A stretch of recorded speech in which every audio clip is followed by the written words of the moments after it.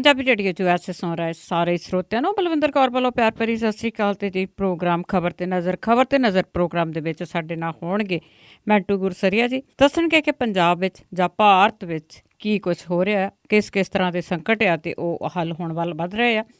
ਧੰਨਵਾਦ ਕਰਨਾ ਚਾਹੁੰਦੇ ਸਾਡੇ ਸਪਾਂਸਰ ਦਾ, ਜਿਨ੍ਹਾਂ ਨੇ ਇਸ ਪ੍ਰੋਗਰਾਮ ਨੂੰ ਸਪਾਂਸਰ ਕਰਕੇ ਆਪ ਸਭ ਤੱਕ ਪਹੁੰਚਾਇਆ ਜੀ। ਸੁੱਚਾ ਸਿੰਘ ਜੀ ਫਰੈਜ਼ਨੋ ਤੋਂ ਖਾਲਸਾ ਇੰਸ਼ੋਰੈਂਸ ਏਜੰਸੀ, ਜਿਨ੍ਹਾਂ ਦਾ ਫ਼ੋਨ ਨੰਬਰ 4082722500।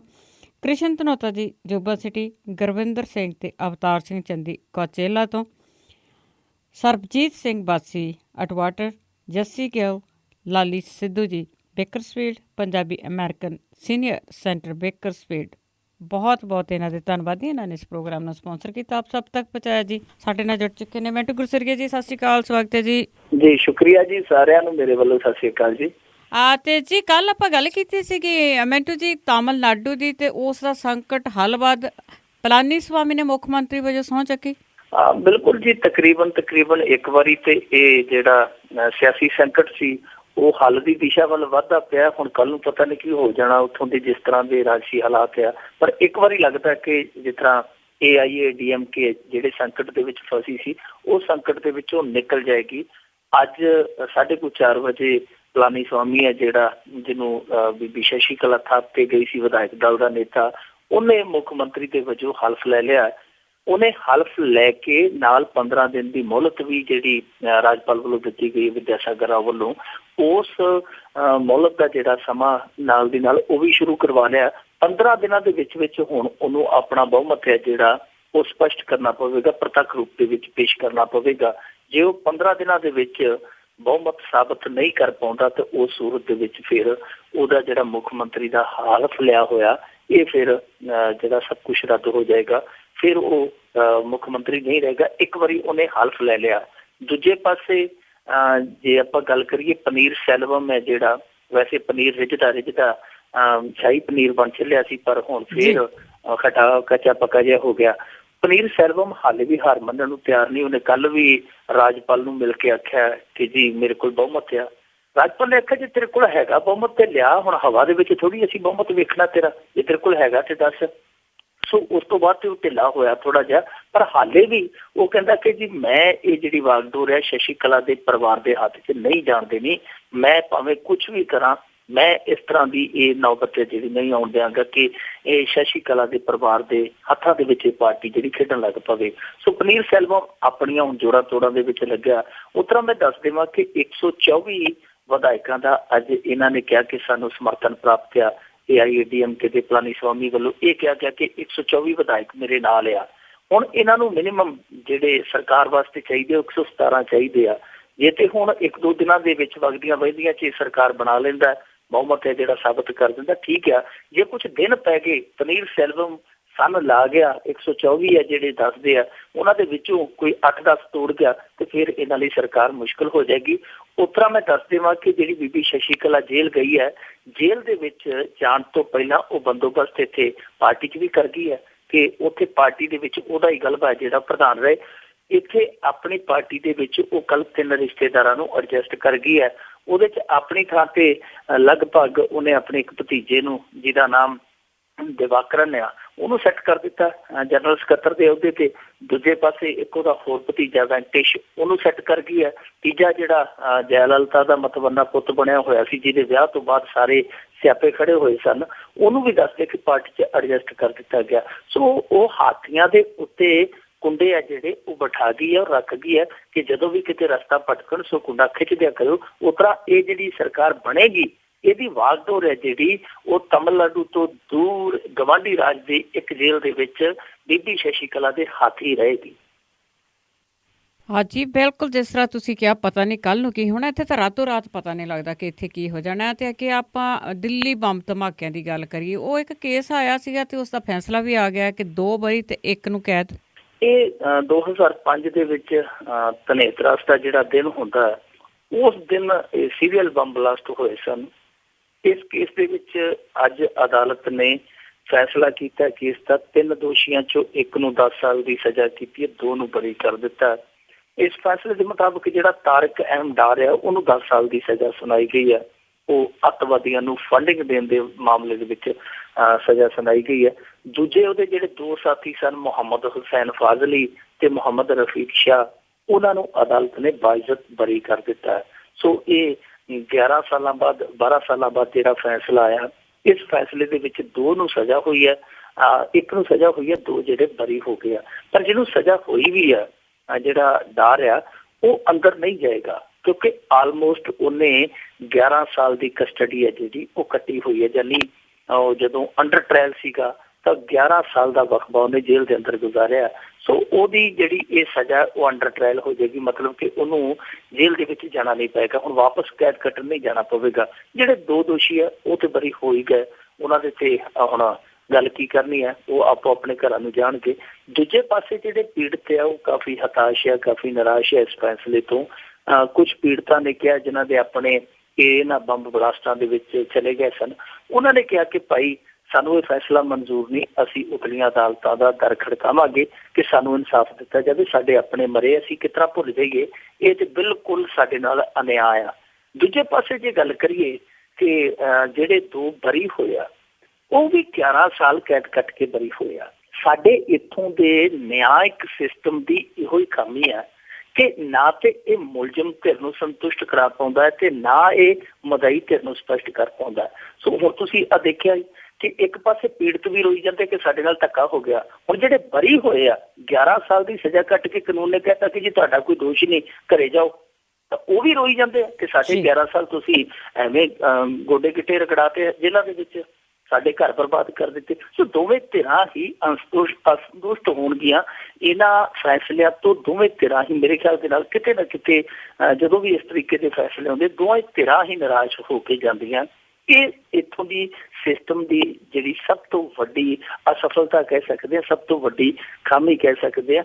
ਉਂਝ ਇੱਕ ਸਵਾਲ ਇੱਥੇ ਇਹ ਵੀ ਬਣਦਾ ਕਿ ਇਸ bomb blast, serial bomb blast ਦੇ ਵਿੱਚ 60 ਲੋਕ ਮਰੇ ਸਨ, 60 ਲੋਕ ਮਰੇ ਸੀਗੇ, 200 ਤੋਂ ਵੱਧ ਜ਼ਖਮੀ ਹੋਏ ਸਨ।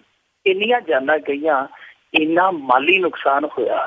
ਜੇ ਇਹ ਦੋਸ਼ੀ ਹੈ ਨਹੀਂ ਇਸ ਮਾਮਲੇ ਦੇ ਵਿੱਚ, ਕਿਉਂਕਿ ਜਿਹਨੂੰ 10 ਸਾਲ ਦੀ ਕੈਦ ਕੀਤੀ ਗਈ ਹੈ ਉਹਨੂੰ ਵੀ ਬਲਾਸਟ ਦਾ ਦੋਸ਼ੀ ਨਹੀਂ ਬਣਾਇਆ ਗਿਆ, ਉਹਨੂੰ ਅੱਤਵਾਦੀਆਂ ਨੂੰ ਫੰਡਿੰਗ ਕਰਨ ਦਾ ਦੋਸ਼ੀ ਬਣਾਇਆ ਗਿਆ। ਯਾਨੀ ਇਹਨਾਂ ਸੀਰੀਅਲ ਬਲਾਸਟ ਮਾਮਲਿਆਂ ਦੇ ਵਿੱਚ ਉਹਦਾ ਕੋਈ ਹੱਥ ਨਹੀਂ। ਸੋ ਇਹਦਾ ਜਾਨੀ ਮਾਲੀ ਨੁਕਸਾਨ ਹੋਇਆ। ਸਵਾਲ ਇਹ ਕਰਨਾ ਬਣਦਾ, ਜੇ ਇਹਨਾਂ ਲੋਕਾਂ ਨੇ ਹੀ ਕੀਤਾ ਕਿ ਇਹ ਫਿਰ ਕਰਕੇ ਨਹੀਂ ਦਿੱਤਾ, ਅਸਮਾਨ ਤੋਂ ਕੋਈ ਚੀਜ਼ ਡਿੱਗੀ ਹੈ ਜਾਂ ਪਤਾਲ ਚੋਂ ਨਿਕਲੀ ਹੈ। ਜੀ ਜੀ, ਤੇ ਅੱਗੇ ਆਪਾਂ ਗੱਲ ਕਰਦੇ ਹਾਂ ਕਿ ਇੱਕ ਬੜਾ ਵਧੀਆ ਨਿੱਜੀ ਬਿੱਲ ਕਿਸੇ ਨੇ ਰਾਸ਼ਟਰਪਤੀ ਕੋਲ ਭੇਜਿਆ ਕਿ ਵਿਆਹ ਦੇ ਵਿੱਚ ਖਾਣੇ ਆ ਉਸ ਦੀ ਬਰਬਾਦੀ ਨੂੰ ਰੋਕਿਆ ਜਾਵੇ। ਬਿਲਕੁਲ, ਬੜੀ ਵਧੀਆ ਪਹਿਲ ਕੀਤੀ ਹੈ। ਬੀਬੀ ਇੱਥੇ ਹੈਗੀ ਹੈ, ਨਿਰੰਜਨਾ ਰਣਜੀਤ ਉਹਦਾ ਨਾਮ ਆ। ਵੈਸੇ ਉਹ ਬੀਬੀ ਚੰਗੀਆਂ ਪਿਰਤਾਂ ਪਾਉਂਦੀ। ਇੱਕ ਵਾਰੀ ਮੋਟਰਸਾਈਕਲ ਤੇ ਆ ਗਈ ਸੀ ਅਸੈਂਬਲੀ ਦੇ ਵਿੱਚ, ਤੇ ਸਾਰੇ ਲੋਕ ਪੁੱਛਣ ਲੱਗ ਪਏ, ਤੇ ਉਹ ਕਹਿੰਦੀ ਕਿ ਮੈਂ ਤੇ ਲੋਕਾਂ ਨੂੰ ਵਿਖਾਇਆ, ਇੱਥੋਂ ਦੀ ਅਸੈਂਬਲੀ ਵਾਲਿਆਂ ਨੂੰ ਵਿਖਾਇਆ ਕਿ ਜੇ ਮੈਂ ਇੱਕ ਔਰਤ ਹੋ ਕੇ ਮੋਟਰਸਾਈਕਲ ਤੇ ਬਿਨਾਂ ਗਨਮੈਨ ਤੋਂ, ਬਿਨਾਂ ਲਾਲ ਬੱਤੀ ਤੋਂ ਆ ਸਕਦੀ ਹੈ, ਤੇ ਇਹਨਾਂ ਨੂੰ ਕੀ ਹੋਇਆ, ਇਹ ਵੀ ਆਉਣ, ਇਹਨਾਂ ਨੂੰ ਕਾਹਦਾ ਡਰ ਆ। ਉਹ ਬੀਬੀ ਪਿਰਤਾਂ ਨਵੀਆਂ ਪਾਉਂਦੀਆਂ। ਗੱਲ ਵੱਖਰੀ ਹੈ ਕਿ ਜਿੱਦਣ ਉਹ ਅਸੈਂਬਲੀ ਚ ਆਈ ਸੀ, ਮੋਟਰਸਾਈਕਲ ਉਹਦੇ ਕੋਲ 6-7 ਲੱਖ ਵਾਲਾ ਸੀ, ਮੋਟਰਸਾਈਕਲ ਕਾਫੀ ਮਹਿੰਗਾ ਸੀ, ਪਰ ਆਈ ਉਹ ਮੋਟਰਸਾਈਕਲ ਦੀ ਸੀਗੀ। ਸੋ ਇਹ ਬੀਬੀ ਨਿਰੰਜਨਾ ਰਣਜੀਤ ਕਾਂਗਰਸ ਪਾਰਟੀ ਤੋਂ ਮੈਂਬਰ ਪਾਰਲੀਮੈਂਟ ਆ, ਇਹਦਾ ਘਰ ਵਾਲਾ ਵੀ ਮੈਂਬਰ ਪਾਰਲੀਮੈਂਟ ਆ। ਇਸ ਬੀਬੀ ਨੇ ਨਿੱਜੀ ਬਿੱਲ ਹੈ ਜਿਹੜਾ ਇੱਕ ਉਹ ਲਿਆਂਦਾ ਕਿ ਸਾਡੇ ਜਿਹੜੇ ਇੱਥੇ ਵਿਆਹ ਸ਼ਾਦੀਆਂ ਤੇ ਖਾਣੇ ਦੀ ਬਰਬਾਦੀ ਹੁੰਦੀ ਹੈ ਉਹਨੂੰ ਰੋਕਿਆ ਜਾਵੇ, ਉਹਨੂੰ ਕਾਨੂੰਨੀ ਰੂਪ ਦਿੱਤਾ ਜਾਵੇ। ਹੁਣ ਉਹ ਬਿੱਲ ਹੈ ਜਿਹੜਾ ਕਾਨੂੰਨ ਮੰਤਰਾਲੇ ਨੇ ਅੱਗੇ ਰਾਸ਼ਟਰਪਤੀ ਦੇ ਟੇਬਲ ਤੇ ਕਰ ਦਿੱਤਾ। ਰਾਸ਼ਟਰਪਤੀ ਨੇ ਹੁਣ ਉਹਨੂੰ ਵਾਚ ਨਾਲ ਦੇਖਣਾ। ਹੋ ਸਕਦਾ ਕਿ ਰਾਸ਼ਟਰਪਤੀ ਵੀ ਉਹਦੇ ਤੇ ਮੋਹਰ ਲਾ ਦੇਵੇ। ਰਾਸ਼ਟਰਪਤੀ ਮੋਹਰ ਲਾ ਦੇਵੇਗਾ ਪਰ ਉਹ ਕਾਨੂੰਨ ਨਹੀਂ ਬਣ ਸਕਣਾ, ਕਿਉਂਕਿ ਇਹ ਇੱਕ ਨਿੱਜੀ ਬਿੱਲ ਆ, ਇੱਕ ਮੈਂਬਰ ਦੀ ਪਹਿਲ ਕਦਮੀ ਹੈ, ਮੈਂਬਰ ਪਾਰਲੀਮੈਂਟ ਦੀ ਪਹਿਲ ਕਦਮੀ ਹੈ, ਨਾ ਕਿ ਸੰਸਦ ਦੀ ਕੋਈ ਪਹਿਲ ਕਦਮੀ ਹੈ। ਇਸ ਕਰਕੇ ਵਾਪਸ ਲੋਕ ਸਭਾ ਦੇ ਟੇਬਲ ਤੇ ਆਏਗਾ ਬਿੱਲ। ਇਹਨੂੰ ਕਾਨੂੰਨੀ ਰੂਪ ਦੇਣ ਲਈ ਲੋਕ ਸਭਾ ਦੇ ਵਿੱਚ ਕੇਂਦਰ ਸਰਕਾਰ ਵੱਲੋਂ ਇੱਕ ਬਿੱਲ ਲਿਆਉਣਾ ਪਵੇਗਾ, ਜਿਹਦੇ ਤੇ ਸਹਿਮਤੀ ਬਣਾਉਣੀ ਜ਼ਰੂਰੀ ਹੈ। ਜਦੋਂ ਬਹੁਤ ਸਹਿਮਤੀ ਬਣ ਜਾਏਗੀ ਫਿਰ ਇਹ ਬਿੱਲ ਦਾ ਰੂਪ ਧਾਰ ਕਰ ਲਵੇਗਾ, ਇਹ ਫਿਰ ਕਾਨੂੰਨ ਦੇ ਰੂਪ ਦੇ ਵਿੱਚ ਲਾਗੂ ਹੋ ਜਾਏਗਾ। ਸੋ ਪ੍ਰੋਸੈਸ ਹਾਲੇ ਦੂਰ ਆ। ਇਹ ਸਾਰੀ ਪ੍ਰਕਿਰਿਆ ਜਿਹੜੀ ਉਹ ਨੇਪਰੇ ਚੜ੍ਹੇਗੀ, ਉਸ ਤੋਂ ਬਾਅਦ ਇਹ ਕਾਨੂੰਨ ਦਾ ਰੂਪ ਜਿਹੜਾ ਧਾਰਨ ਕਰੇਗਾ। ਪਰ ਇਹਦੇ ਤੇ ਅੱਜ ਚਰਚਾ ਜ਼ਰੂਰ ਛਿੜੀ ਹੈ ਕਿ ਸਾਨੂੰ ਇਸ ਪਾਸੇ ਪੈਰ ਪੁੱਟਣਾ ਚਾਹੀਦਾ, ਕਿਉਂਕਿ ਭਾਰਤ ਦੇ ਵਿੱਚ ਦੱਸਦੇ ਆ ਕਿ ਵਿਆਹ ਸ਼ਾਦੀਆਂ ਤੇ 20% ਫੂਡ ਹੈ ਜਿਹੜਾ ਉਹ ਬੇਕਾਰ ਚਲਾ ਜਾਂਦਾ ਹੈ, ਉਹ ਬਰਬਾਦ ਹੋ ਜਾਂਦਾ। ਇਹ ਭਾਰਤ ਦਾ ਅੰਕੜਾ ਹੈ। ਜੇ ਅਸੀਂ ਇੱਧਰ ਪੰਜਾਬ ਵੱਲ ਮੂੰਹ ਕਰੀਏ ਤੇ ਮੇਰੇ ਖਿਆਲ ਦੇ ਨਾਲ ਇੱਥੇ ਤੇ ਅੰਕੜਾ ਵੱਧ ਜਾਣਾ ਚਾਹੀਦਾ, ਕਿਉਂਕਿ ਇੱਥੇ ਤੇ ਜਦੋਂ ਵਿਆਹਾਂ ਦੇ ਵਿੱਚ ਰੱਜੇ ਪੁੱਜੇ ਹੁੰਦੇ ਆ, ਉਹ ਖਾਂਦੇ ਘੱਟ ਆ, ਖਿਲਾਰਦੇ ਜ਼ਿਆਦਾ, ਸਾਰਿਆਂ ਨੂੰ ਪਤਾ। ਦੂਜੀ ਗੱਲ ਇਹ ਆ ਕਿ ਸਾਡੇ ਇੱਥੇ ਪੰਜਾਬ ਦੇ ਵਿੱਚ ਜਿਹਨੂੰ ਕਾਲਾ ਦੌਰ ਕਹਿ ਦਿੰਦੇ ਆ, ਆਖੇ ਜੀ ਕਾਲਾ ਦੌਰ ਆ, ਉਸ ਕਾਲੇ ਦੌਰ ਦੇ ਵਿੱਚ ਇਹ ਚੀਜ਼ਾਂ ਜਦੋਂ ਬੰਦ ਕਰਵਾਈਆਂ ਗਈਆਂ ਸਨ, ਉਹਨਾਂ ਨੂੰ ਅੱਜ ਲੋਕੀ ਮੇਰੇ ਖਿਆਲ ਦੇ ਨਾਲ ਸਲਾਹੁੰਦੇ ਆ, ਅੱਜ ਵੀ ਸਲਾਹੁੰਦੇ ਆ ਕਿ ਉਦੋਂ ਜਿਹੜਾ ਸਮਾਂ ਆਇਆ ਸੀ, ਉਸ ਸਮੇਂ ਦੌਰ ਕਾਲਾ ਕਹਿੰਦੇ ਭਾਵੇਂ ਬੇਸ਼ੱਕ, ਪਰ ਉਹਨਾਂ ਚੀਜ਼ਾਂ ਨੂੰ ਸਲਾਹੁੰਦੇ ਆ ਕਿ ਠੀਕ ਸੀਗਾ, ਉਦੋਂ ਜਦ ਤੱਕ ਲੱਗਿਆ ਸੀ ਤੇ ਬਰਬਾਦੀ ਤੋਂ ਬਚਦਾ ਸੀ। ਲੋਕਾਂ ਨੂੰ ਜਦੋਂ ਪਤਾ, ਪਰ ਫਿਰ ਬਾਵਜੂਦ ਇਸ ਤੇ ਕਹਿ ਦਿੰਦੇ ਕਿ ਜੀ ਸ਼ਰੀਕੇ 'ਚ ਨੱਕ ਨਹੀਂ ਰਹਿੰਦਾ। ਨੱਕ ਰੱਖਣ ਦੀ ਹੋੜ ਦੇ ਵਿੱਚ, ਨੱਕ ਰੱਖਣ ਦੀ ਦੌੜ ਦੇ ਵਿੱਚ ਇਹ ਫਿਰ ਨੱਕੋ ਨੱਕ ਡੁੱਬ ਜਾਂਦੇ ਆ। ਕਿਸ ਤਰੀਕੇ ਨਾਲ ਫਿਰ ਸਾਰੀ ਜ਼ਿੰਦਗੀ ਕਰਜ਼ਾ ਲਾਉਂਦੇ ਲਾਉਂਦੇ ਲਾਉਂਦੇ ਲੱਭ ਜਾਂਦੇ ਆ। ਇੱਕ ਵਿਆਹ ਕੀਤਾ, ਮੁੜ ਕੇ ਸਾਰੀ ਉਮਰ ਦਾ ਫਾਹ ਪੈ ਜਾਂਦਾ। ਸੋ ਇਹ ਸਾਨੂੰ ਆਪਣੇ ਪੱਧਰ ਤੇ ਵੀ ਸੋਚਣਾ ਚਾਹੀਦਾ, ਕਾਨੂੰਨ ਬਣੇ ਜਾਂ ਨਾ ਬਣੇ, ਪਰ ਆਪਣੇ ਪੱਧਰ ਤੇ ਕੋਸ਼ਿਸ਼ਾਂ ਕਰਨੀਆਂ ਚਾਹੀਦੀਆਂ। ਦੂਜੀ ਗੱਲ ਹੈ ਕਿ ਵਿਆਹਾਂ ਦਾ ਸੀਜ਼ਨ ਹੈ ਜਿਹੜਾ, ਉਹ ਸਾਲ ਦੇ ਵਿੱਚ 2, 3, 4 ਮਹੀਨੇ ਹੱਦ ਰਹਿੰਦਾ ਹੈ, ਪਰ ਸਾਡੇ ਘਰਾਂ 'ਚ ਕੀ ਹੁੰਦਾ ਹੈ? ਸ਼ਹਿਰ ਵੇਖ ਲਓ, ਪਿੰਡ ਵੇਖ ਲਓ, ਜਿਹੜੇ ਰਹਿੰਦੇ ਸਹਿੰਦੇ ਘਰ ਆ, ਉਹ ਖਾਣਾ ਕਿਵੇਂ ਨਾਲੀਆਂ 'ਚ ਰੋੜਦੇ ਸਾਰਿਆਂ ਨੇ ਆਪਾਂ ਵੇਖਿਆ। ਖਾਣਾ ਹੀ ਨਹੀਂ ਇਕੱਲਾ, ਸਾਡੇ ਤੇ ਘਰਾਂ ਦੇ ਵਿੱਚ ਪਾਣੀ ਵੀ ਬੜਾ ਬਰਬਾਦ ਹੁੰਦਾ। ਸੋ ਸਾਨੂੰ ਆਪਣੇ ਪੱਧਰ ਤੇ ਇਹ ਕਾਨੂੰਨ, ਇਹ ਜ਼ਾਬਤਾ ਆਪਣੇ ਆਪ ਤੇ ਬਣਾ ਕੇ ਲਾਗੂ ਕਰ ਲੈਣਾ ਚਾਹੀਦਾ ਹੈ, ਕਿਉਂਕਿ ਇਹ ਬਰਬਾਦੀ ਹੈ ਜਿਹੜੀ, ਉਹ ਅਸੀਂ ਫੂਡ ਦੀ ਬਰਬਾਦੀ ਨਹੀਂ ਕਰਦੇ ਪਏ, ਆਉਣ ਵਾਲੀਆਂ ਨਸਲਾਂ ਦੇ ਹੱਕ ਦੀ ਵੀ ਬਰਬਾਦੀ ਕਰਦੇ ਪਏ, ਔਰ ਜਿਹੜੇ ਲੋੜਵੰਦ ਲੋਕ ਆ, ਅਸੀਂ ਉਹਨਾਂ ਦੀ ਵੀ ਹੱਕਮਾਰੀ ਕਰਦੇ ਪਏ। ਸਾਨੂੰ ਜ਼ਰੂਰਤ ਹੈ ਕਿ ਅਸੀਂ ਆਪਣੇ ਆਪ ਹੀ ਜ਼ਾਬਤਾ ਲਾਗੂ ਕਰ ਲਈਏ, ਕਾਨੂੰਨ ਬਣੇ ਕਿ ਨਾ ਬਣੇ। ਬਿਲਕੁਲ ਜੀ, ਖਾਂਦੇ ਘੱਟ ਤੇ ਬਰਬਾਦ ਅਸੀਂ ਜ਼ਿਆਦਾ ਕਰਦੇ ਹਾਂ। ਤੇ ਅੱਗੇ ਆਪਾਂ ਗੱਲ ਕਰਦੇ ਹਾਂ ਪਰਲਸ ਗਰੁੱਪ ਦੇ ਨਿਰਮਲ ਭੰਗੂ ਦੀ, ਤੇ ਉਸ ਨੂੰ ਵਾਪਸ ਦਿੱਲੀ ਲਿਜਾਣ ਲਈ CBI ਨੇ ਕੀਤੀ ਮੰਗ। ਨਿਰਮਲ ਭੰਗੂ ਹੈ ਜਿਹੜਾ, ਸਾਰਿਆਂ ਨੂੰ ਪਤਾ ਕਿ 4500 ਕਰੋੜ ਰੁਪਈਏ ਦੇ ਗਵਨ ਹੇਠ ਇਹ ਕੜਿੱਕੀ 'ਚ ਆ। ਪਰ ਕੜਿੱਕੀ 'ਚ ਕਾਹਦਾ ਹੈ? ਇਹ ਤੇ ਜੇਲ੍ਹ ਦੇ ਵਿੱਚ ਵੀ ਸੁੱਖ ਭੋਗਣ ਡਿਆ। ਹੋਇਆ ਕੀ ਕਿ ਦਿੱਲੀ ਦੇ ਵਿੱਚ ਇਹਦੇ ਤੇ ਮੁਕੱਦਮੇ ਦਰਜ ਹੋਏ। ਮੁਕੱਦਮੇ ਦਰਜ ਹੋਣ ਤੋਂ ਬਾਅਦ ਇਹਨੂੰ ਹਿਰਾਸਤ 'ਚ ਲਿਆ ਗਿਆ। ਹਿਰਾਸਤ 'ਚ ਜਦੋਂ ਲਿਆ ਗਿਆ, ਉਦੋਂ ਪਤਾ ਨਹੀਂ ਪੰਜਾਬ ਦੇ ਵਿੱਚੋਂ ਕਿਹੜੇ ਬੰਦੇ ਦੀ ਮਿਹਰਬਾਨੀ ਹੋਈ, ਇਹਨੂੰ ਬਠਿੰਡੇ ਜੇਲ੍ਹ ਦੇ ਵਿੱਚ ਲੈ ਆਂਦਾ ਗਿਆ। ਬਠਿੰਡੇ ਜੇਲ੍ਹ ਦੇ ਵਿੱਚ ਲਿਆ ਕੇ ਇਹਨੂੰ ਕੁਛ ਦਿਨ ਜੇਲ੍ਹ ਦੀ ਸੈਰ ਕਰਵਾਈ ਗਈ। ਬਾਅਦ ਦੇ ਵਿੱਚ ਚੁੱਪ ਚਪੀਤੇ ਇਹਨੂੰ ਮੋਹਾਲੀ ਦੇ ਇੱਕ ਸ਼ਾਹੀ ਹਸਪਤਾਲ ਦੇ ਵਿੱਚ ਸ਼ਿਫਟ ਕਰ ਦਿੱਤਾ ਗਿਆ। ਉਸ ਦਿਨ ਤੋਂ ਲੈ ਕੇ ਮੇਰੇ ਖਿਆਲ ਦੇ ਨਾਲ 5-6 ਮਹੀਨੇ ਹੋ ਗਏ ਆ, ਇਹ ਬੰਦਾ ਉੱਥੇ ਹੀ ਦਾਖਲ ਆ। ਪਤਾ ਨਹੀਂ ਇਹਨੂੰ ਕਿਹੜੀ ਬਿਮਾਰੀ ਲੱਗੀ ਆ, ਇਲਾਜ ਹੀ ਚੱਲੀ ਜਾਂਦਾ। ਅੱਜ ਤੱਕ ਇਹਦੀ ਉਸ ਹਸਪਤਾਲ 'ਚ ਤਸਵੀਰ ਵੀ ਕੋਈ ਬਾਹਰ ਨਹੀਂ ਆਈ ਕਿ ਉੱਥੇ ਬੈੱਡ ਤੇ ਪਿਆ ਹੋਵੇ ਜਾਂ ਪਤਾ ਲੱਗਾ ਹੋਵੇ ਕਿ ਬਹੁਤ ਸੀਰੀਅਸ ਆ, ਇਹਦਾ ਵਾਕਈ ਇਲਾਜ ਚੱਲਦਾ। ਕੋਈ ਪੱਤਰਕਾਰ ਵੀ ਉੱਥੇ ਨੇੜੇ ਤੇੜੇ ਫਟਕਣ ਨਹੀਂ ਦਿੱਤਾ ਜਾਂਦਾ। ਇਹਦਾ ਮਤਲਬ ਆ ਕਿ ਉੱਥੇ ਨਿਰਮਲ ਸਿੰਘ ਭੰਗੂ ਦੀ ਜਿਹੜੀ ਸ਼ਾਹੀ ਜ਼ਿੰਦਗੀ ਹੈ, ਉਹ ਬੇਰੋਕ ਚੱਲੀ ਜਾਂਦੀ ਹੈ। ਨਾਲ ਕੈਦ ਵੀ ਚੱਲੀ ਜਾਂਦੀ ਹੈ, ਨਾਲ ਸ਼ਾਹੀ ਜ਼ਿੰਦਗੀ ਵੀ ਚੱਲੀ ਜਾਂਦੀ, ਨਾਲ ਕਾਰੋਬਾਰ ਵੀ ਉੱਥੇ ਚੱਲੀ ਜਾਂਦਾ। ਸੋ ਇੱਕ ਰਾਹ ਕੱਢ ਲਿਆ ਨਿਰਮਲ ਸਿੰਘ ਭੰਗੂ। ਮੈਨੂੰ ਪਤਾ ਸੀ ਕਿ ਬ੍ਰੇਕ ਮੇਰੀ ਲੰਮੀ ਪਈ ਹੈ ਜੇਲ੍ਹ ਦੇ ਵਿੱਚ, ਛੇਤੀ ਮੈਨੂੰ ਜ਼ਮਾਨਤ ਨਹੀਂ ਮਿਲਣੀ। ਇਹਦੇ ਨਾਲ ਚੰਗਾ ਕਿ ਕਿਸੇ ਹਸਪਤਾਲ 'ਚ ਬਹਿ ਕੇ ਕਾਰੋਬਾਰ ਵੀ ਕਰੀ ਚੱਲੋ, ਜ਼ਿੰਦਗੀ ਵੀ ਸ਼ਾਹੀ ਠਾਠ ਬਾਠ ਨਾਲ ਜੀ ਚੱਲੋ, ਤੇ ਨਾਲ ਕੈਦ ਵੀ ਜਿਹੜੀ ਹੈ ਉਹਦਾ ਮੀਟਰ ਵੀ ਕਮਾਈ ਚੱਲੋ। ਹੁਣ CBI ਨੇ ਸਾਡਾ ਇੱਥੋਂ ਦਾ ਜਿਹੜਾ ਜੇਲ੍ਹ ਪ੍ਰਬੰਧਨ ਹੈ, ਉਹਨੂੰ ਲਿਖਿਆ ਕਿ ਭਾਈ ਇਹਦੇ 'ਤੇ 2 ਮੁਕੱਦਮੇ ਦਿੱਲੀ ਦੇ ਵਿੱਚ ਚੱਲਦੇ ਆ, ਸਾਨੂੰ ਹੁਣ ਤੁਸੀਂ ਇਹਨੂੰ ਲਿਜਾਣ ਦੀ ਇਜਾਜ਼ਤ ਦਿਓ। ਅਸੀਂ ਦਿੱਲੀ ਦੀ ਤਿਹਾੜ ਜੇਲ੍ਹ ਦੇ ਵਿੱਚ ਇਹਨੂੰ ਬੰਦ ਕਰਨਾ। ਤੁਸੀਂ ਇਹਨੂੰ ਹਸਪਤਾਲ ਦੇ ਵਿੱਚ ਬਿਠਾਇਆ, ਅਸੀਂ ਇਹਨੂੰ ਤਿਹਾੜ 'ਚ ਲਿਜਾਣਾ, ਅਸੀਂ ਇਹਨੂੰ ਪੁੱਛਗਿੱਛ ਕਰਨੀ, ਅਸੀਂ ਉੱਥੇ ਮੁਕੱਦਮੇ ਚਲਾਉਣੇ ਆ। ਸੋ ਇਹ ਹੁਣ ਇਹਨਾਂ ਨੇ ਲਿਖ ਕੇ ਦਿੱਤਾ। ਅੱਗੋਂ ਪਤਾ ਨਹੀਂ ਇਸ ਚਾਰਾ ਜੋ ਇਹਨੂੰ ਮਨਜ਼ੂਰੀ ਮਿਲਦੀ ਹੈ ਜਾਂ ਨਹੀਂ ਮਿਲਦੀ। ਜੇ ਤੇ ਇਹਨਾਂ ਦਿਨਾਂ ਦੇ ਵਿੱਚ ਮਿਲ ਜਾਵੇ ਠੀਕ ਆ, ਨਹੀਂ ਤੇ ਫਿਰ ਆਉਣ ਵਾਲੀ ਸਰਕਾਰ ਹੈ ਜਿਹੜੀ, ਕੋਈ ਵੀ ਸਰਕਾਰ ਹੈ, ਉਹ ਇਹਦੇ ਤੇ ਫੈਸਲਾ ਲਵੇਗੀ। ਪਰ ਹਾਲ ਦੀ ਘੜੀ ਨਿਰਮਲ ਸਿੰਘ ਭੰਗੂ ਹੈ ਜਿਹੜਾ, ਉਹ ਐਸ਼ੋ ਇਸ਼ਰਤ ਦੇ ਨਾਲ ਉੱਥੇ ਹਸਪਤਾਲ ਦੇ ਵਿੱਚ ਕੈਦ ਕੱਟੀ ਜਾਂਦਾ। ਬਠਿੰਡੇ ਜੇਲ੍ਹ ਦੇ ਸੁਪਰੀਡੈਂਟ ਜੋਗਾ ਸਿੰਘ ਨੇ ਹੁਣ ਕਿਹਾ ਕਿ ਮੈਂ ਜੀ ਮੋਹਾਲੀ ਦੇ ਸੁਪਰੀਡੈਂਟ ਜਿਹੜਾ ਮੈਡੀਕਲ ਸੁਪਰੀਡੈਂਟ ਆ, ਉਹਨੂੰ ਲਿਖ ਦਿੱਤਾ ਕਿ ਭਾਈ ਇੱਕ ਡਾਕਟਰਾਂ ਦਾ ਪੈਨਲ ਬਣਾ ਕੇ ਨਿਰਮਲ ਸਿੰਘ ਭੰਗੂ ਦੀ ਜਾਂਚ ਪੜਤਾਲ ਕਰੇ, ਇਹਦੀ ਬਿਮਾਰੀ ਕਿੰਨੀ ਕੁ ਗੰਭੀਰ ਆ। ਫਿਰ ਉਸ ਤੋਂ ਬਾਅਦ ਅਸੀਂ ਫੈਸਲਾ ਜਿਹੜਾ ਲਿਖ ਕੇ ਜਵਾਬ ਦੇ ਰੂਪ ਵਿੱਚ ਦੇਵਾਂਗੇ। ਸੋ ਹਾਲੇ ਬੋਰਡ ਬਣਨਾ, ਬੋਰਡ ਨੇ ਚੈੱਕਅਪ ਕਰਨਾ ਹੈ। ਬੋਰਡ ਦੇ ਵਿੱਚ ਕੋਈ ਸਾਊ ਅੱਗੇ ਨਿਰਮਲ ਸਿੰਘ ਭੰਗੂ ਦਾ ਚਾਹੁਣ ਵਾਲਾ ਮਿਲ ਗਿਆ ਤੇ ਫਿਰ ਆਪੇ ਬੋਰਡ ਨੇ ਉਹੋ ਜਿਹਾ ਲਿਖ ਦੇਣਾ। ਪਰ ਜੋ ਇਸ ਸਮੇਂ ਪੰਜਾਬ ਦੇ ਵਿੱਚ ਇਹਨਾਂ ਸ਼ਾਹੀ ਲੋਕਾਂ ਦੇ ਨਾਲ ਵਤੀਰਾ ਕੀਤਾ ਜਾ ਰਿਹਾ ਹੈ, ਉਹ ਕਮਾਲ ਦਾ। ਇਹੋ ਜਿਹੇ ਇੱਕ ਬੰਦਾ ਹਵੋਰ ਦਾ ਫੜਿਆ ਗਿਆ ਸੀਗਾ, ਉਹਦਾ ਨਾਮ ਸੀ ਨੀਰਜ ਅਰੋੜਾ। ਉਹਨੇ ਵੀ ਨੇਚਰ ਵੇ, ਜਿਵੇਂ ਇਹਨੇ ਪਰਲ ਕੰਪਨੀ ਬਣਾ ਕੇ ਲੋਕਾਂ ਨੂੰ ਠੱਗਿਆ, ਉਹਨੇ ਨੇਚਰ ਵੇ ਕੰਪਨੀ ਬਣਾ ਕੇ ਠੱਗਿਆ। ਕਮਾਲ ਦੀ ਗੱਲ ਹੈ ਕਿ ਉਹਨੂੰ ਫਾਜ਼ਿਲਕਾ ਜੇਲ੍ਹ ਦੇ ਵਿੱਚ ਸ਼ਿਵਲਾਲ ਡੋਡਾ ਦੇ ਨਾਲ ਬੰਦ ਕਰ ਦਿੱਤਾ ਗਿਆ। ਦੋਨੇ ਕਾਰੋਬਾਰੀ ਸਾਥੀ ਸਨ, ਉੱਥੇ ਲੜ ਪਏ। ਉਸ ਤੋਂ ਬਾਅਦ ਉਹਨੂੰ ਫਿਰੋਜ਼ਪੁਰ ਭੇਜ ਦਿੱਤਾ ਗਿਆ। ਫਿਰੋਜ਼ਪੁਰੋਂ ਉਹ ਬੰਦਾ ਪਤਾ ਨਹੀਂ ਕਿਹੜੇ ਹਿਸਾਬ ਨਾਲ ਵਾਪਸ ਹਸਪਤਾਲ ਜਾ ਕੇ ਦਾਖਲ ਹੋ ਗਿਆ। ਹਸਪਤਾਲ ਦੇ ਵਿੱਚੋਂ ਹੀ ਉਹ ਜ਼ਮਾਨਤ ਲੈ ਗਿਆ, ਮੁੜ ਕੇ ਉਹ ਲੱਭਿਆ ਹੀ ਨਹੀਂ ਅੱਜ ਤੱਕ। ਉਹਨੂੰ ਵੀ ਇਸੇ ਤਰੀਕੇ ਦੇ ਨਾਲ ਹੀ ਹਵਾ ਦੇ ਵਿੱਚ ਕੈਦ ਕਟਾ ਦਿੱਤੀ ਗਈ ਸੀ। ਸੋ ਇਹ ਜਿਹੜੀਆਂ ਜੇਲ੍ਹਾਂ ਦੇ ਵਿੱਚ ਸਹੂਲਤਾਂ ਦਿੱਤੀਆਂ ਜਾਂਦੀਆਂ ਇਹ ਇਹਨਾਂ ਲੋਕਾਂ ਦਾ ਡਰ ਲਾ ਰਹੀਆਂ, ਕਿਉਂਕਿ ਅਪਰਾਧੀ ਨੂੰ ਡਰ ਹੁੰਦਾ ਕਿ ਜੇ ਮੈਂ ਜੁਰਮ ਕੀਤਾ ਮੈਨੂੰ ਜੇਲ੍ਹ 'ਚ ਭੇਜ ਦਿੱਤਾ ਜਾਏਗਾ। ਜੇ ਅੱਗੋਂ ਜੇਲ੍ਹ ਨੂੰ ਤੁਸੀਂ ਹੋਟਲ ਦੇ ਵਿੱਚ ਤਬਦੀਲ ਕਰਕੇ ਇਹੋ ਜਿਹੇ ਲੋਕਾਂ ਨੂੰ ਸਹੂਲਤਾਂ ਦੇਣੀਆਂ, ਫਿਰ ਇਹਨਾਂ ਨੂੰ ਕੋਈ ਡਰ ਹੀ ਨਹੀਂ। ਫਿਰ ਇਹ ਸੋਚਣਗੇ ਚੋਰੀ ਕੱਖ ਦੀ ਵੀ, ਚੋਰੀ ਲੱਖ ਦੀ ਵੀ, ਦਿਨ ਤਾਂ ਉੱਥੇ ਉਹੋ ਜਿਹੇ ਜੀਣੇ ਆ। ਸੋ ਜਿੰਨਾ ਵੱਢ ਹੁੰਦਾ ਲੋਕਾਂ ਨੂੰ ਵੱਢ ਦਿਓ। ਬਿਲਕੁਲ ਜੀ, ਜੇਲ੍ਹਾਂ ਤੇ ਇਹਨਾਂ ਲਈ ਆਰਾਮਗਾਹ ਆ ਤੇ ਉੱਥੋਂ ਬਿਜ਼ਨਸ ਵੀ ਚਲਾਉਂਦੇ ਆ। ਤੇ ਅੱਗੇ ਆਪਾਂ ਗੱਲ ਕਰਦੇ ਹਾਂ ਪੰਜਾਬ ਦੀਆਂ ਸੜਕਾਂ ਦੀ। ਇਹ ਬੰਦੇ ਖਾਣੀਆਂ ਸੜਕਾਂ ਆ, ਇਹਨਾਂ ਨੇ ਹੋਰ 13 ਜਾਨਾਂ ਨਿਕਲੀਆਂ। ਬਹੁਤ ਅੱਜ ਤੇ ਕਹੀਏ ਨਾ ਕਿ ਕਹਿਰ ਵਾਲਾ ਦਿਨ ਹੈ, ਜਿਵੇਂ ਸਾਡੇ ਪਿੰਡਾਂ 'ਚ ਕਹਿੰਦੇ ਕਿ ਅੱਜ ਦਾ ਦਿਨ ਕਹਿਰ ਦਾ ਚੜ੍ਹਿਆ। ਸੋ ਅੱਜ ਦਾ ਦਿਨ ਪੰਜਾਬ ਤੇ ਕਹਿਰ ਦਾ ਚੜ੍ਹਿਆ। ਜਿਹਦੇ ਦੇ ਲਾਗੇ ਪਿੰਡ ਆ ਬਹਿਕ ਪਛਾੜੀਆਂ, ਉੱਥੇ ਪਲਾਸੌਰ ਤੋਂ ਕੋਈ ਸਤਨਾਮ ਸਿੰਘ ਸੀ, ਉਹ ਆਪਣੇ ਜੀਆਂ ਦੇ ਨਾਲ ਮੱਥਾ ਟੇਕ ਕੇ ਮਈਆਂਵਾਲ ਪਿੰਡ ਹੈ ਜਿਹਦੇ ਦੇ ਨਾਲ ਮਈਆਂਵਾਲ ਤੋਂ ਵਾਪਸ ਜਾਂਦਾ ਸੀਗਾ। ਜਦੋਂ ਬਹਿਕ ਪਛਾੜੀਆਂ ਪਿੰਡ ਦੇ ਲਾਗੇ ਪਹੁੰਚਿਆ, ਸਵਾਹ ਦੇ ਨਾਲ ਭਰਿਆ ਕੋਈ ਟਰਾਲਾ ਸੀਗਾ, ਉਹ ਟਵੈਰਾ ਗੱਡੀ ਦੇ ਉੱਤੇ ਹੀ ਪਲਟ ਗਿਆ। ਉਹਦੇ ਵਿੱਚ ਜਿੰਨੇ ਜੀ ਸਨ ਉਹਨਾਂ ਚੋਂ 11 ਤੇ ਜਿਹੜੇ ਆ ਉਹ ਮਰ ਗਏ, 4 ਹਾਲੇ ਫੱਟੜ ਆ। ਉਹਨਾਂ ਦਾ ਪਤਾ ਨਹੀਂ ਕੀ ਬਣਨਾ। 11 ਇੱਥੇ ਮਰੇ। 2 ਕੋਈ USA ਦਾ ਮੇਲਾ ਸਿੰਘ ਨਾਮ ਦਾ ਬੰਦਾ ਸੀ ਭਲੱਥ ਦਾ, ਉਹ ਆਪਣੀ ਪਤਨੀ ਨੂੰ ਲਿਜਾਣਾ ਸੀ ਉਹਨੇ USA ਦੇ ਵਿੱਚ, ਉਹਦਾ ਮੈਡੀਕਲ ਕਰਵਾਉਣ ਚੰਡੀਗੜ੍ਹ ਜਾ ਰਿਹਾ ਸੀ। ਉਹਦਾ ਬੇਟਾ ਵੀ USA ਦੇ ਵਿੱਚੋਂ ਗਿਆ ਸੀ, 9 ਸੀ, 6 ਮਹੀਨੇ ਪਹਿਲਾਂ ਬੇਟੇ ਦਾ ਵਿਆਹ ਹੋਇਆ ਸੀ। ਉਹ ਜਲੰਧਰ ਲਾਗੇ ਪਹੁੰਚੇ ਤੇ ਉੱਥੇ ਟਰੱਕ ਨੇ ਫੇਟ ਮਾਰੀ, ਉਹਨਾਂ ਦੀ ਕਾਰ ਹੈ ਜਿਹੜੀ ਉਹ ਨਾਲੇ 'ਚ ਡਿੱਗ ਗਈ। ਉੱਥੇ ਮੇਲਾ ਸਿੰਘ ਜਿਹੜੇ USA ਤੋਂ ਗਏ ਆ ਤੇ ਉਹਨਾਂ ਦੀ ਨੂੰਹ ਹੈ ਜਿਹੜੀ ਉਹ ਪੂਰੇ ਹੋ ਗਏ ਆ। 2 ਜਿਹੜਾ ਬੇਟਾ ਤੇ ਪਤਨੀ ਉਹਨਾਂ ਦੀ ਉਹ ਗੰਭੀਰ ਆ।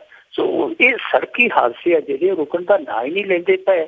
ਸਾਡੇ ਇੱਥੇ ਪੰਜਾਬ ਦੇ ਵਿੱਚ ਹੁਣ ਸੜਕੀ ਹਾਦਸਿਆਂ ਨੂੰ ਲੋਕ ਸੜਕੀ ਹਾਦਸੇ ਨਹੀਂ, ਸੜਕੀ ਅੱਤਵਾਦ ਕਹਿਣ ਲੱਗ ਪਏ ਆ ਕਿ ਸੜਕੀ ਅੱਤਵਾਦ ਨੇ ਅੱਜ ਇੰਨੇ ਮਾਰਤੇ, ਅੱਜ ਇੰਨੇ ਮਾਰਤੇ।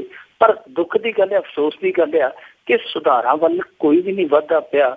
ਕਿਸੇ ਪਾਸਿਓਂ ਵੀ ਅਸੀਂ ਇਹੋ ਜਿਹੀ ਆਸ ਨਹੀਂ ਰੱਖ ਸਕਦੇ ਕਿ ਹਾਂਜੀ ਆਉਣ ਵਾਲੇ ਦਿਨਾਂ ਦੇ ਵਿੱਚ ਇਹ ਜਿਹੜੀਆਂ ਸੜਕਾਂ ਜਾਨਾਂ ਦਾ ਖਾਓ ਬਣੀਆਂ ਲੋਕਾਂ ਦਾ, ਇਹਨਾਂ ਸੜਕਾਂ ਤੇ ਕੁਛ ਨਾ ਕੁਛ ਰਹਿਤ, ਕੁਛ ਨਾ ਕੁਛ ਰਾਹਤ ਮਿਲਦੀ ਨਜ਼ਰ ਆਊਗੀ। ਇਹੋ ਜਿਹੀ ਸੰਭਾਵਨਾ ਵੀ ਨਜ਼ਰ ਨਹੀਂ ਆਉਂਦੀ। ਉਂਝ ਮੈਂ ਦੱਸ ਦੇਵਾਂ ਕਿ ਅੱਗੇ ਅੰਕੜਾ ਔਸਤਨ ਇਹ ਨਿਕਲਦਾ ਸੀ ਕਿ 15,000 ਜਾਨਾਂ ਜਿਹੜੀਆਂ ਉਹ ਅਜਾਈ ਚਲੀਆਂ ਜਾਂਦੀਆਂ ਸਨ ਪੰਜਾਬ ਦੀਆਂ ਸੜਕਾਂ ਤੇ। ਪਰ ਜਿਸ ਤਰੀਕੇ ਦੇ ਨਾਲ ਹੁਣ ਐਕਸੀਡੈਂਟ ਵਧਣ ਲੱਗ ਪਏ ਤੇ ਇਹਨਾਂ ਦੇ ਵਿੱਚ ਗਿਣਤੀ ਹੈ ਜਿਹੜੀ ਉਹ ਵਧਣ ਲੱਗ ਪਈ ਆ। ਮੇਰੇ ਖਿਆਲ ਦੇ ਨਾਲ ਪਿਛਲੇ ਸਾਲਾਂ ਦੇ ਰਿਕਾਰਡ ਜਿਹੜੇ ਟੁੱਟ ਜਾਣਗੇ ਇਸ ਮਸਲੇ ਤੇ। ਸਾਨੂੰ ਚਾਹੀਦਾ, ਸਾਡੀ ਸਰਕਾਰ ਨੂੰ ਚਾਹੀਦਾ, ਸਾਡੇ ਹੋਰ ਸਮਾਜ ਸੇਵੀ ਸੰਗਠਨ ਨੇ ਜਿਹੜੇ ਉਹਨਾਂ ਨੂੰ ਚਾਹੀਦਾ ਕਿ ਇਸ ਪਾਸੇ ਸ਼ਿੱਦਤ ਦੇ ਨਾਲ ਸੋਚਿਆ ਜਾਵੇ, ਕਿਉਂਕਿ ਇਹ ਜਾਨਾਂ ਜਿਹੜੀਆਂ ਅਜਾਈ ਜਾਂਦੀਆਂ, ਇਹਨਾਂ ਨੂੰ ਕਹਿ ਸਕਦੇ ਹਾਂ ਅਸੀਂ ਕਿ ਇਹ ਸੜਕੀ ਅੱਤਵਾਦ ਨੇ ਇੰਨੀਆਂ ਜਾਨਾਂ, ਇੰਨੇ ਘਰ ਉਜਾੜੇ ਆ ਕਿ ਹੁਣ ਅਸੀਂ ਜੇ ਕੁੱਲ ਮਿਲਾ ਕੇ ਗਿਣੀਏ ਜਿੰਨੀਆਂ ਜਾਨਾਂ ਹੁਣ ਤੱਕ ਗਈਆਂ ਇਹਨਾਂ ਸੜਕੀ ਹਾਦਸਿਆਂ ਦੇ ਵਿੱਚ, ਤੇ ਮੇਰੇ ਖਿਆਲ ਦੇ ਨਾਲ ਓਡਾ ਵੱਡਾ ਜਾਨੀ ਨੁਕਸਾਨ ਆਜ਼ਾਦੀ ਤੋਂ ਬਾਅਦ ਕਿਸੇ ਵੀ ਤਰਾਸਦੀ ਨੇ ਨਹੀਂ ਕੀਤਾ ਹੋਣਾ। ਬਿਲਕੁਲ ਜੀ, ਜਿਹੜੇ ਰੂਲ ਰੈਗੂਲੇਸ਼ਨ ਆ ਇੱਥੇ ਉਹ ਪੈਸੇ ਲੈ ਕੇ ਦਬਾ ਦਿੱਤੇ ਜਾਂਦੇ ਆ। ਅਤੇ ਅੱਗੇ ਆਪਾਂ ਗੱਲ ਕਰਦੇ ਹਾਂ ਪੰਜਾਬ ਦੇ ਸਰਕਾਰੀ ਸਕੂਲਾਂ ਦੇ ਪਾੜਿਆਂ ਦੀ, ਅਤੇ ਉਹ ਫਿਰ ਜੀ ਨੈਸ਼ਨਲ ਲੈਵਲ 'ਤੇ ਫੇਲ ਹੋਏ ਆ, ਪੋਲ ਖੁੱਲ੍ਹੀ ਇਹਨਾਂ ਦੀ। ਜੀ ਗੱਲ ਇਹ ਹੈ ਕਿ ਸਾਡੇ ਇੱਥੋਂ ਦੇ ਸਕੂਲ ਆ ਜਿਹੜੀ ਉਹ ਤਾਂ ਬਿਲਕੁਲ ਗੱਡੀਆਂ ਰਹਿ ਗਏ ਹੁਣ, ਬਹੁਤ ਪਛੜ ਗਏ ਸਾਡੇ ਸਰਕਾਰੀ ਸਕੂਲ। ਮਾਸਟਰਾਂ ਨੂੰ ਨਹੀਂ ਅਸੀਂ ਕਹਿ ਸਕਦੇ, ਮਾਸਟਰ ਵੀ ਵੈਸੇ ਵਿੱਚ ਹੈਗੇ ਇਹੋ ਜਿਹੇ। ਮਾਸਟਰਾਂ ਦੀ ਕਲਾਸ ਵੀ ਇੱਕ ਵਾਰੀ ਤੁਹਾਨੂੰ ਯਾਦ ਹੋਣਾ ਸਿੱਖਿਆ ਮੰਤਰੀ ਦਲਜੀਤ ਸਿੰਘ ਚੀਮਾ ਨੇ ਲਈ ਸੀ, ਤੇ ਉਹਦੇ 'ਚ ਅੰਗਰੇਜ਼ੀ ਦੇ ਮਾਸਟਰ ਸੀਗੇ ਜਿਹੜੇ ਅੰਗਰੇਜ਼ੀ ਦੀਆਂ ਮਾਸਟਰੀਆਂ ਸੀ ਜਿਹੜੀਆਂ, ਉਹਨਾਂ ਨੂੰ ਅੰਗਰੇਜ਼ੀ ਦੇ ਵਿੱਚ ਛੋਟੇ ਸਪੈਲਿੰਗ ਵੀ ਠੀਕ ਢੰਗ ਨਾਲ ਨਹੀਂ ਸਨ ਲਿਖਣੇ ਆਏ। ਤੇ ਲੋਕੀ ਇਹ ਨਹੀਂ ਸੀ ਕਹਿੰਦੇ ਕਿ ਇਹ ਜੀ ਠੀਕ ਹੋਇਆ, ਇਹਨਾਂ ਨੂੰ ਮੌਕਾ ਦੇਣਾ ਚਾਹੀਦਾ ਸੀ। ਲੋਕੀ ਇਹ ਸਵਾਲ ਕਰਦੇ ਸਨ। ਦਲਜੀਤ ਸਿੰਘ ਚੀਮਾ ਨੇ ਠੀਕ ਕੀਤਾ, ਕਲਾਸ ਲਈ ਹੈ ਮਾਸਟਰਾਂ ਦੀ, ਪਰ ਦਲਜੀਤ ਸਿੰਘ ਚੀਮਾ ਸਾਨੂੰ ਇਹ ਤੇ ਦੱਸੇ ਕਿ ਇੰਨੇ ਸਾਲਾਂ ਤੋਂ ਇਹ ਮਾਸਟਰ ਤਨਖਾਹ ਲੈਂਦੇ ਸੀ, ਇਹਨਾਂ ਨੂੰ ਭਰਤੀ ਕਿਹਨੇ ਕੀਤਾ, ਉਹ ਤੇ ਦੱਸੋ ਜਰਾ। ਸੋ ਉਦੋਂ ਇਹ ਚਰਚਾ ਚੱਲਦੀ ਰਹੀ। ਫਿਰ ਇੱਥੇ ਸਾਡੇ ਪੰਜਾਬ ਦੇ ਵਿੱਚ 35,000 ਵਿਦਿਆਰਥੀ ਜਿਹੜਾ ਪੰਜਾਬੀ 'ਚੋਂ ਫੇਲ ਹੋ ਗਿਆ ਸੀ 10ਵੀਂ ਦੇ ਰਿਜ਼ਲਟ ਦੇ ਵਿੱਚ। ਉਦੋਂ ਵੀ ਕਿਸੇ ਨੇ ਜ਼ਿੰਮੇਵਾਰੀ ਨਹੀਂ ਲੋਟੀ। ਹਾਂਜੀ ਕਰਾਂਗੇ ਜੀ, ਅਸੀਂ ਸੁਧਾਰ ਕਰਾਂਗੇ, ਇਹ ਕਰਾਂਗੇ, ਉਹ ਕਰਾਂਗੇ, ਜੋ ਕਰਾਂਗੇ। ਫਿਰ ਗ੍ਰੇਸ ਅੰਕ ਵਾਲਾ ਵਿਵਾਦ ਹੋਇਆ। ਯਾਨੀ ਕੁੱਲ ਮਿਲਾ ਕੇ ਇੱਥੋਂ ਦੀ ਸਿੱਖਿਆ ਪ੍ਰਣਾਲੀ ਹੈ ਜਿਹੜੀ ਉਹ ਤਹਿਸ ਨਹਿਸ ਹੋ ਚੁੱਕੀ ਹੈ। ਇਹਦੀ ਇੱਕ ਵੰਨਗੀ ਇਹ ਆ ਕਿ ਜਿਹੜੀ ਸਾਡੇ ਇੱਥੇ ਇੰਡੀਆ ਦੇ ਵਿੱਚ ਇੱਕ ਪ੍ਰੀਖਿਆ ਹੁੰਦੀ ਹੈ, ਕੌਮੀ ਪ੍ਰਤਿਭਾ ਖੋਜ ਪ੍ਰੀਖਿਆ, ਉਹਦੇ ਪਹਿਲੇ ਗੇੜ ਦੀ ਪ੍ਰੀਖਿਆ ਹੋਈ। ਉਹਦੇ ਵਿੱਚ ਲਗਭਗ 32,000 ਵਿਦਿਆਰਥੀ ਬੈਠਾ ਸੀ। 32,000 ਦੇ ਵਿੱਚੋਂ ਪੰਜਾਬ ਦੇ ਅੰਦਰੋਂ 101 ਵਿਦਿਆਰਥੀ ਦੀ ਸਿਲੈਕਸ਼ਨ ਹੋਈ ਹੈ। ਕਮਾਲ ਦੀ ਗੱਲ ਤੇ ਇਹ ਹੈ ਕਿ 101 ਵਿਦਿਆਰਥੀਆਂ ਚੋਂ ਇੱਕ ਵੀ 1.25 ਲੱਖ ਵੀ ਸਰਕਾਰੀ ਸਕੂਲ ਦਾ ਹੈ ਨਹੀਂ। ਇੱਕ ਵੀ ਬੱਚਾ ਸਰਕਾਰੀ ਸਕੂਲ ਦਾ ਉਸ ਮੁਕਾਬਲੇ ਲਈ, ਉਸ ਪ੍ਰੀਖਿਆ ਲਈ ਸਿਲੈਕਟ ਨਹੀਂ ਹੋਇਆ। ਇਹ ਬਹੁਤ ਹੀ ਭਿਆਨਕ ਤਸਵੀਰ ਹੈ ਸਰਕਾਰੀ ਸਕੂਲਾਂ ਦੇ ਸਿੱਖਿਆ ਢਾਂਚੇ ਦੀ।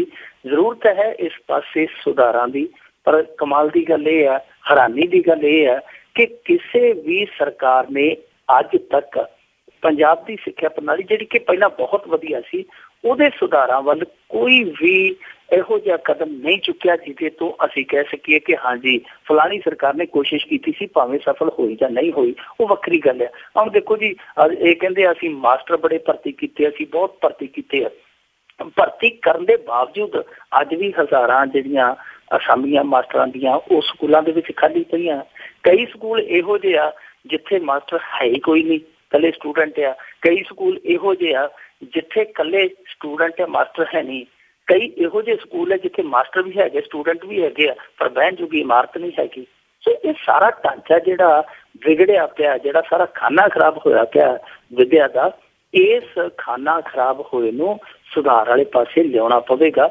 ਨਹੀਂ ਤੇ ਫਿਰ ਸਾਡੀ ਜਿਹੋ ਜਿਹੀ ਸਿੱਖਿਆ ਪ੍ਰਣਾਲੀ ਬਣਦੀ ਪਈ ਹੈ, ਕਿਉਂਕਿ ਇਹਨਾਂ ਸਕੂਲਾਂ 'ਚ ਗਰੀਬ ਮੱਧ ਵਰਗੀ ਬੱਚੇ ਪੜ੍ਹਦੇ ਆ, ਜੇ ਇਹਨਾਂ ਸਕੂਲਾਂ ਦਾ ਪ੍ਰਬੰਧ ਇਹੋ ਜਿਹਾ ਹੋਏਗਾ ਫਿਰ ਅਸੀਂ ਉਹੋ ਜਿਹੇ ਮਾਡਲ ਦੇ ਵਿੱਚ ਹੀ ਢਲ ਜਾਵਾਂਗੇ ਜਿਹੜਾ ਮਾਡਲ ਅੰਗਰੇਜ਼ਾਂ ਵੇਲੇ ਸੀਗਾ ਕਿ ਕੁਛ ਕੁ ਬੱਚੇ ਜਿਹੜੇ ਪੜ੍ਹਦੇ ਸਨ, ਉਚੇਰੀ ਸਿੱਖਿਆ ਲੈਂਦੇ ਸਨ, ਉਹ ਬਾਬੂ ਬਣ ਜਾਂਦੇ ਸਨ, ਉਹ ਦੇਸ਼ ਨੂੰ ਚਲਾਉਂਦੇ ਸਨ, ਅਫਸਰਸ਼ਾਹੀ ਨੂੰ ਚਲਾਉਂਦੇ ਸਨ, ਤੇ ਜਿਹੜੇ ਮਦਰਸਿਆਂ 'ਚ ਛੋਟੇ ਮੋਟੇ ਮਾੜੇ ਮੋਟੇ ਪੜ੍ਹਦੇ ਸਨ ਉਹ ਉਹਨਾਂ ਦੇ ਅੱਗੇ ਗੁਲਾਮ ਬਣ ਕੇ ਵਿਚਰਦੇ ਸਨ। ਫਿਰ ਇਹ ਜਿਹੜੀ ਹੈ ਸਾਡੇ ਕੋਲ ਇਸ ਤਰ੍ਹਾਂ ਦੀ ਸਿੱਖਿਆ ਪ੍ਰਣਾਲੀ ਬਣ ਜਾਏਗੀ। ਕੁਛ ਬਾਬੂ ਬਣ ਜਾਇਆ ਕਰਨਗੇ ਜਿਨ੍ਹਾਂ ਕੋਲ ਪੈਸੇ ਹੋਣਗੇ, ਤੇ ਜਿਹੜੇ ਗਰੀਬ ਗੁਰਬਿਆਂ ਦੇ ਬੱਚੇ ਉਹਨਾਂ ਦੇ ਗੁਲਾਮ ਬਣੀ ਜਾਇਆ ਕਰਨਗੇ।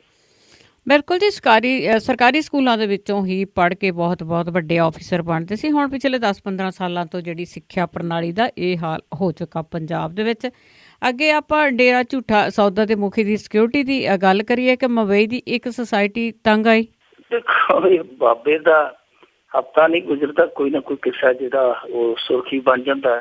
ਬਾਬਾ ਮੁੰਬਈ ਚਲਾ ਗਿਆ। ਵੈਸੇ ਇਹ ਵੀ ਸਾਧਗਿਰੀ ਦਾ ਸੁਧਰਿਆ ਹੋਇਆ ਰੂਪ ਆ ਕਿ ਅੱਜ ਕੱਲ ਬਾਬੇ ਆ ਜਿਹੜੇ ਜੰਗਲਾਂ ਚੋਂ ਨਿਕਲ ਕੇ ਜਿਹੜੇ ਉਹ ਮੁੰਬਈ ਵਰਗੇ ਸ਼ਹਿਰਾਂ ਨੂੰ ਰਵਾਨਾ ਹੋ ਗਏ। ਵੈਸੇ ਕਿਸੇ ਨੂੰ ਪੁੱਛਿਆ ਸੀ ਅੱਗੇ, ਕਿਸੇ ਸਿਆਣੇ ਸਾਧੂ ਨੂੰ ਕਿਸੇ ਨੇ, ਕਿ ਅੱਗੇ ਤਾਂ ਜੀ ਜੰਗਲਾਂ ਦੇ ਵਿੱਚ ਤਪ ਕਰਦੇ ਹੁੰਦੇ ਸੀਗੇ, ਤੇ ਉਹ ਕਹਿੰਦਾ ਜੀ ਅੱਗੇ ਤਪ ਤਾਂ ਜੰਗਲਾਂ ਦੇ ਵਿੱਚ ਸਾਧੂ ਕਰਦੇ ਹੁੰਦੇ ਸੀਗੇ ਕਿਉਂਕਿ ਉੱਥੇ ਜਾਨਵਰ ਰਹਿੰਦੇ ਸੀ। ਹੁਣ ਕਹਿੰਦਾ ਕਿ ਜਾਨਵਰ ਸ਼ਹਿਰਾਂ ਦੇ ਵਿੱਚ, ਇਸ ਕਰਕੇ ਤਪ ਸਾਨੂੰ ਸ਼ਹਿਰਾਂ ਦੇ ਵਿੱਚ ਕਰਨਾ ਪੈਂਦਾ। ਸੋ ਹੁਣ ਸਾਧੂ ਵੀ ਜਿਹੜੇ ਉਹਨਾਂ ਨੇ ਸ਼ਹਿਰਾਂ ਦੇ ਰੁੱਖ ਕਰ ਲਿਆ, ਤੇ ਇਹ ਜਿਹੜਾ ਬਾਬਾ ਇਹ ਤਾਂ ਮਾਇਆ ਨਗਰੀ ਮੁੰਬਈ ਪਹੁੰਚ ਗਿਆ, ਉੱਥੇ ਜਾ ਕੇ ਸੈਟਲਡ ਹੋ ਗਿਆ। ਅਸਲ ਦੇ ਵਿੱਚ ਇਹਨੇ ਡੇਰਾ ਮੁਖੀ ਨੇ ਇੱਕ ਫਲੈਟ ਲਿਆ ਰਵੇਰਾ ਦੇ ਵਿੱਚ, ਕੋਈ ਸੁਸਾਇਟੀ, ਉੱਥੇ ਜਾ ਕੇ ਇਹਨੇ ਫਲੈਟ ਲਿਆ। ਸੁਸਾਇਟੀ ਵਾਲੇ ਉੱਥੇ ਦੁਖੀ ਹੋ ਗਏ ਆ। ਉਹ ਕਹਿੰਦੇ ਕਿ ਜਿੰਨੀ ਇਹਦੀ ਸੁਰੱਖਿਆ ਦੇ ਵਿੱਚ ਲੱਗੀ ਆ, ਜਿੰਨੀ ਵੀ ਫੋਰਸ, ਉਹਨਾਂ ਨੇ ਜਿਹੜਾ ਗਰਾਊਂਡ ਫਲੋਰ ਹੈ ਉਸ ਸੁਸਾਇਟੀ ਦਾ ਮੱਲਿਆ ਹੋਇਆ। ਜਵਾਕ ਸਾਡੇ ਖੇਡਣ ਕਿੱਥੇ, ਜਿੱਥੇ ਵੀ ਉਹ ਖੇਡਦੇ ਆ ਉੱਥੋਂ ਜਿਹੜੇ ਇਹਦੇ ਸਿਕਿਉਰਿਟੀ ਗਾਰਡ ਭਜਾ ਦਿੰਦੇ ਆ ਕਿ ਭੱਜੋ ਇੱਥੋਂ। ਮੁੰਬਈ ਦੇ ਵਿੱਚ ਤੁਹਾਨੂੰ ਪਤਾ ਥਾਂ ਦੀ ਬੜੀ ਕਿੱਲਤ ਆ। ਉਹ ਕਹਿੰਦੇ ਕਿ ਦੂਜੀ ਗੱਲ ਇਹ ਆ ਕਿ ਜਦੋਂ ਵੀ ਕਿਸੇ ਨੇ ਸੁਸਾਇਟੀ 'ਚੋਂ ਆਉਣਾ ਹੋਵੇ ਤੇ ਉਦੋਂ ਤਲਾਸ਼ੀ। ਮੰਨ ਲਓ ਕੋਈ ਸੁਸਾਇਟੀ ਦੇ ਵਿੱਚੋਂ ਪੱਕਾ ਵਸਨੀਕ ਬਾਹਰ ਨਿਕਲ ਕੇ ਮਾਚਿਸ ਲੈਣ ਗਿਆ, ਵਾਪਸ ਆਉਂਦਾ ਤੇ ਤਾਂ ਤਲਾਸ਼ੀ, ਤੇ ਤਲਾਸ਼ੀ ਵੀ 4-4 ਥਾਵਾਂ ਤੇ ਲੈਂਦੇ ਆ। ਉਹ ਕਹਿੰਦੇ ਅਸੀਂ ਤੇ ਦੁਖੀ ਹੋ ਗਏ ਆ ਕਿ ਸਾਨੂੰ ਆਪਣੀ ਸੁਸਾਇਟੀ 'ਚ ਆਉਣ ਲੱਗਿਆ ਵੀ ਚੋਰਾਂ ਵਾਂਗੂ ਤਲਾਸ਼ੀ ਲੈਣੀ ਪੈਂਦੀ, ਤਲਾਸ਼ੀ ਦੇਣੀ ਪੈਂਦੀ ਹੈ। ਦੂਜੀ ਗੱਲ ਕਹਿੰਦੇ ਕਿ ਸਾਡੇ ਬੱਚਿਆਂ ਦੀ ਕੋਈ ਥਾਂ ਨਹੀਂ। ਤੀਜੀ ਗੱਲ ਆ, ਇੱਥੇ ਗੱਡੀਆਂ ਆਈ ਜਾਂਦੀਆਂ, ਗੱਡੀਆਂ ਜਾਈ ਜਾਂਦੀਆਂ, ਸਾਨੂੰ ਆਪਣੀਆਂ ਗੱਡੀਆਂ ਪਾਰ ਕਰਨ ਲਈ ਬਹੁਤ ਵੱਡੀ ਦਿੱਕਤ ਦਾ ਸਾਹਮਣਾ ਕਰਨਾ ਪੈਂਦਾ। ਹੁਣ ਇਹ ਉਹਨਾਂ ਦੀ ਆਪਣੀ ਸਮੱਸਿਆ। ਸੁਸਾਇਟੀ ਦਾ ਜਿਹੜਾ ਪ੍ਰਧਾਨ ਹੈ, ਵੈਸੇ ਉਹਨੇ ਕਹਿਤਾ ਕਿ ਅਸੀਂ ਮੀਟਿੰਗ ਬੁਲਾ ਲਈ ਹੈ, ਆਉਣ ਵਾਲੇ ਦਿਨਾਂ 'ਚ ਅਸੀਂ ਫੈਸਲਾ ਕਰਾਂਗੇ।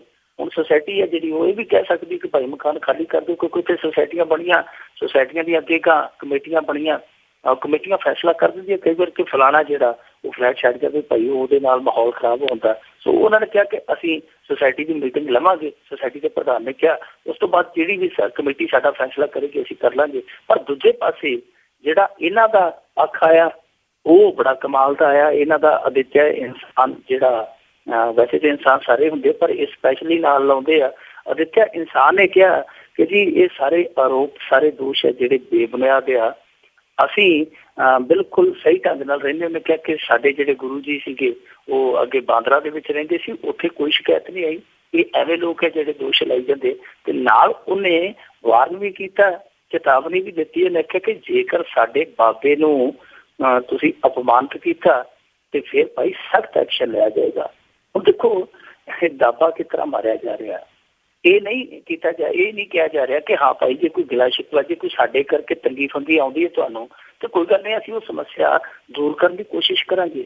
ਪਰ ਉਲਟਾ ਦਾਬਾ ਮਾਰਿਆ ਜਾ ਰਿਹਾ ਕਿ ਭਾਈ ਸਾਡੇ ਬਾਬੇ ਪ੍ਰਤੀ ਜੇ ਕੋਈ ਉੱਚਾ ਨੀਵਾਂ ਬੋਲਿਆ ਤੇ ਫਿਰ ਉਹਨੂੰ ਧੱਸ ਦਿਆਂਗੇ।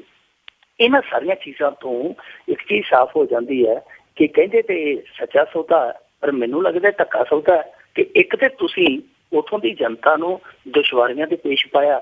ਉੱਥੋਂ ਤੁਸੀਂ ਕਹਿੰਦੇ ਹੋ ਕਿ ਜੇਕਰ ਕੋਈ ਉੱਚਾ ਨੀਵਾਂ ਬੋਲਿਆ ਐਕਸ਼ਨ ਲਿਆ ਜਾਏਗਾ। ਐਕਸ਼ਨ ਕੀ ਲੈਣਾ ਤੁਸੀਂ?